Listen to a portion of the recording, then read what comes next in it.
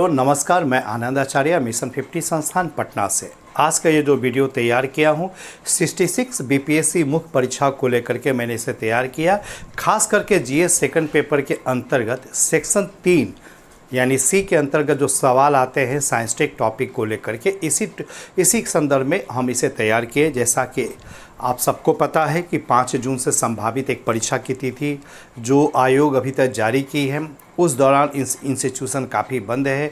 हालात कोरोना का इस प्रकार भयावहता आप देख रहे हैं, माहौल को आप समझ रहे हैं, तो इसमें कई सारे सवाल इसमें तो उभरते ही हैं। लेकिन इस मुद्दे पर हम लोग कह सकते हैं कि आज यही एक के माध्यम बन गया है, खासकर ऑनलाइन जो श्रृंखला जो है सीरीज़ है, कि जिससे कि हम आपके सम्मुख हम लोग आ सकते हैं। क्योंकि अभी की वर्तमान जो अवस्था है, कहा तो इस रूप में जाता है एक जो अगर शेरो शायरी के स्तर पर अगर चले तो कह सकते हैं कि गुजर रही है ज़िंदगी ऐसे मुकाम से, गुजर रही है ज़िंदगी कुछ ऐसे मुकाम से कि अपने भी लगने लगे पराए, अपने भी लगने लगे हैं पराए उनके सर्दी जुकाम से। तो स्थिति कुछ ऐसा ही है, इसीलिए अभी घर में रहें, स्वस्थ रहें और घर में ही सारी तैयारियों को करें। तो खैर चलिए, हम इस वीडियो को जो आज हम लोग शुरू कर रहे हैं उसमें साइंस टेक को लेकर के हमने इसे शुरू किया है। और साइंस टेक को लेकर जैसे टॉपिक अगर संपूर्ण चीज़ इसमें दोनों लोग को है, 66 के लिए भी है और 67 बीपीएससी के लिए भी है।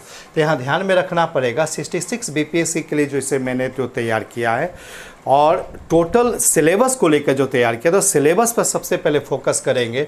तो मोटे तौर पर हम इसे 10 सेक्शन में ही बांट सकते हैं। 8 से 9 जनरली आता, लेकिन 10 सेक्शन में। 10 में कौन कौन होता है? स्पेस टेक्नोलॉजी, यानी कहने का मतलब है ये स्पेस का खास करके विशेषताओं पर अगर हम लोग चले, अंतरिक्ष प्रौद्योगिकी को लेकर जो चर्चा होती है यही स्पेस टेक्नोलॉजी आएगा। दूसरा है एटॉमिक एनर्जी, हाँ, परमाणु ऊर्जा को लेकर के चर्चा है। तीसरी चीज़ है डिफेंस सेक्टर, यानी कि रक्षा के क्षेत्र में किस रूप में हमने तैयारी किया उस रूप में चर्चा होती है। चौथा जो है एनर्जी, यानी खास करके गैर परंपरागत एनर्जी को लेकर के रिन्यूएबल एनर्जी को लेकर जो चर्चा होती है उस पर चर्चा होगी, यानी ऊर्जा। इसका इंफॉर्मेशन टेक्नोलॉजी, इसी में साइबर क्राइम भी आता है, इसकी सोच काफ़ी व्यापक है। तो इन चीज़ों को लेकर के इसमें सवाल है। फिर आता है टॉपिक है बायोटेक्नोलॉजी, जैव प्रौद्योगिकी को लेकर के जो चैप्टर आता है। इसके बाद है हेल्थ एंड पब्लिक हेल्थ, यानी स्वास्थ्य को लेकर या जनता के स्वास्थ्य को लेकर के जो टॉपिक है उसको लेकर के सवाल रहता है। इसके अलावा हम लोग देखते हैं इन्वायरमेंट, यानी पर्यावरण एंड पॉल्यूशन को लेकर के जो सेक्शन जो सवाल है वो उससे है। और इसके बाद है एग्रीकल्चर को लेकर के। तो एग्रीकल्चर को भी लेकर के सवाल काफ़ी पूछे जाते हैं। खास करके बिहार के जो बीपीएससी का सवाल देखेंगे, इससे सेक्शन सवाल हमेशा रहता है कि टेक्नोलॉजी बेस्ड जो खास करके कृषि को विकास को लेकर के, कृषि की चुनौतियाँ को लेकर के सवाल काफ़ी रहते हैं। इसके अलावा एक अलग सेक्शन को मैंने जोड़ा चैलेंजेस, यानी कि वर्तमान में चैलेंजेस क्या है, खास करके अभी कोविड-19 को लेकर जो चैलेंजेस है इससे भी एक सवाल आ सकता है। ये चैलेंजेस दोनों पहलू पर, चूँकि साइंस टेक का सेक्शन एक अप्लाइड सेक्शन ही ज़्यादा है, उसमें जेनेटिक चीज़ें खास करके उसका जो स्ट्रक्चर को लेकर चर्चा कम होती है, उसका इम्पैक्टनेस को लेकर के चर्चा काफ़ी ज़्यादा होती है, उसकी उपयोगिता को लेकर के चर्चा ज़्यादा होती है। इसीलिए मेरा मानना है कि आप ये सारे सेक्शन को आप लोग देख सकते हैं। मैंने पीडीएफ के माध्यम से लगभग इसका 16 सवाल को मैंने उपलब्ध कराया है, नहीं 16 नहीं 12 सवाल को मैंने उपलब्ध कराया। उस सवाल को देख लेंगे, 66 का है और ये 10 टॉपिक है।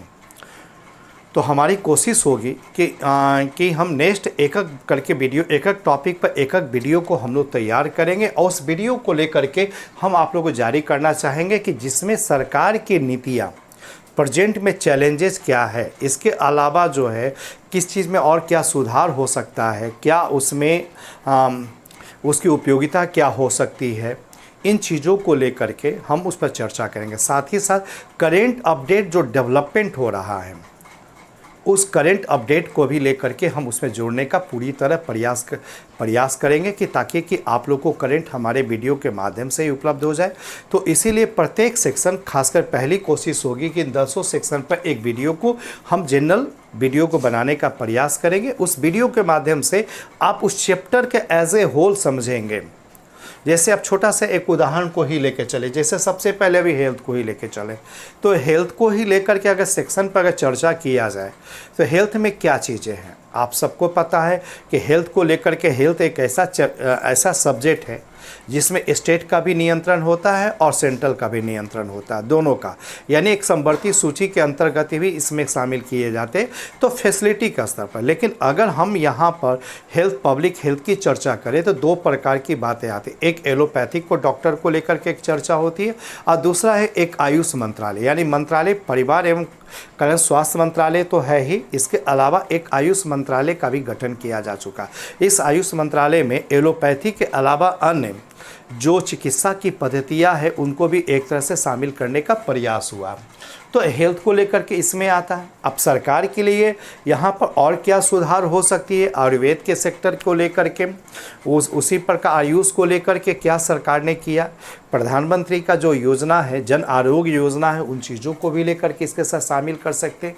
फिर इसके अलावा एक टॉपिक और भी इसके साथ जोड़ा जा सकता है कि खास करके इंश्योरेंस सेक्टर में भी जो इस बात को हम लोग देखते हैं कि हेल्थ को लेकर लिए भी इंश्योरेंस आ रहा है, चूँकि हेल्थ एक ऐसा सेक्टर है जिसमें कि पैसा काफ़ी ज़्यादा एक साथ निकलता है, तो लोग जमाखोरी यानी कि जो पैसे का जो कलेक्शन इसीलिए। लेकिन आपके पास एक ऑप्शंस उपलब्ध है, एक तो प्रधानमंत्री जन आरोग्य योजना के अंतर्गत तो चल ही रहा है, इसके अलावा भी कई जो प्राइवेट कंपनियां जो इंश्योरेंस सेक्टर में जो पहुंची, खास करके LIC के सेक्टर में मेडिकल इंश्योरेंस को लेकर के प्रोवाइड करें, इसको भी आप वहां देने का प्रयास कर सकते हैं। उसी प्रकार अगर हम लोग स्पेस टेक्नोलॉजी की चर्चा करें तो स्पेस टेक्नोलॉजी सवाल क्या आते हैं, बेसिकली 3 ही सवाल हैं। एक जो सवाल है IRS के से जुड़ा हुआ सवाल आता है, इंडियन रिमोट सेंसिंग, एक ऐसा सैटेलाइट जो 1000 किलोमीटर की ऊंचाई पर रहता है और वहां से पृथ्वी का, भारत का पूरे संसाधनों की जानकारी लेने का प्रयास करता है IRS, जिसको कि हम लोग छोड़ रहे हैं PSLV से। दूसरा है इनसेट यानी इंडियन सैटेलाइट की चर्चा होती है जो 36,000 किलोमीटर पर है। इसको भेजने के लिए अभी तक हम लोग आत्मनिर्भर नहीं हुए हैं, ये कहीं ना कहीं एरियन यानी यूरोपीय स्पेस एजेंसी से छोड़ा जा रहा है। इसी पर आत्मनिर्भरता को प्राप्त करने के लिए हम लोग GSLV को भी तैयार कर रहे हैं, तो उसका इम्पैक्टस खास करके वो संचार टेक्नोलॉजी के रूप में उसको जाना जाता है, तो वो चीज़ें को आप लोग देख सकते हैं। तीसरा जो है प्रक्षेपण यान प्रौद्योगिकी, यानी कि जो खास करके जो सैटेलाइट लॉन्चिंग व्हीकल्स जो होता है उसकी उपयोगिता क्या, क्योंकि वो एक जो सीधा जो जा रहा है वो शांति का उपयोग कर रहा है, तो कहीं ना कहीं हमारे सैटेलाइट को स्पेस में रखने का प्रयास कर रहा है। उसकी उपयोगिता 2 रूप में हम लोग देख सकते हैं, एक तो सैटेलाइट तो देख ही रहा, दूसरा महत्वपूर्ण चीज़ है कि कहीं ना कहीं उसी टेक्नोलॉजी का यूज़ करके हम अपने मिसाइल प्रोग्राम को भी तैयार कर सकते हैं। और तीसरी एक उपयोगिता उसी रूप में हम लोग एक शटल बनाने के लिए, जैसे चंद्रयान, मंगलयान, उसी प्रकार अंतरिक्ष में जाने के लिए भी जिस शटल का है वो टेक्नोलॉजी का कहीं ना कहीं यूज़ हम लोग वहाँ कर सकते हैं। तो इस तरह 3 तरह के सवाल उसमें पूछे जाते हैं।